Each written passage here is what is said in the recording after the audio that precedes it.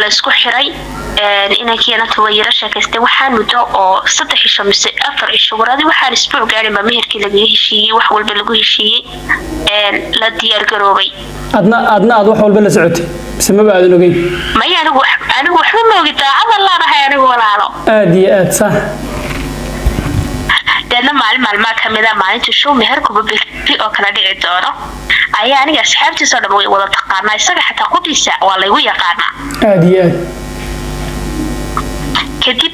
waxa dhacday maalmaha kamida adigu waa kan igu maalin buu yimid wixii igu dhahday anoo shaqada ka soo baxay habeen buu ayuu isagoo suuqa joogay maaday inankii isbedelay wallahi isbedel badan ka muuqdo oo moodo inuu qof markuu xanuun ka soo kaco kale war maxaa kugu dhacaan qoori aad iyo aad gaabis badan baad ka dareentay xiriir gaabis badan baan ka dareemay habeenkii la igu dhahdo waan seexanaya waan caajisay waan daalanahay sidoo kale mararka qaar in telefoonka la dirsado la igu dhaxo telefoonka iga xumaaday waxyaabo saasan adiga dareemay aad iyo aad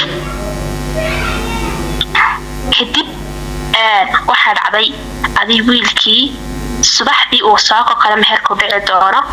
ayaa inan anagu aanu family ilmaadeer nahnay ayay show inantan is yaqaanay aad iyo aad dada sawirkan anigana inantan naadeerka way igu taqaanaa inanka aad iyo aad sax dada sawirkii bay u dirtay inanta ilmaada saaxiibka ayaan oo naadeertaya way tustay wadanka qorbaa wada joogay inantana sawirkii soo dirtay aad iyo aad sax oo ku dhahday bal wiilkii waa kan oo wiilkaas la socoteen jecelaydeen waa kan ma isagii wiilkii maanu kan ahayn bay ugu dhahday soo weydiisay sax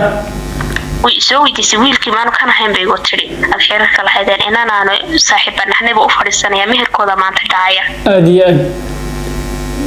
qofaad jeceshahay asna aad jecel inuu ku jeclaad ogeyd horta ma rumaysanaysid haddii lagu dhaho kuma rabo xataa ma rumaysanaysid ilaa isaga afkiisa wax ka maqasho aad iyo aad sax waad rumaysan weyday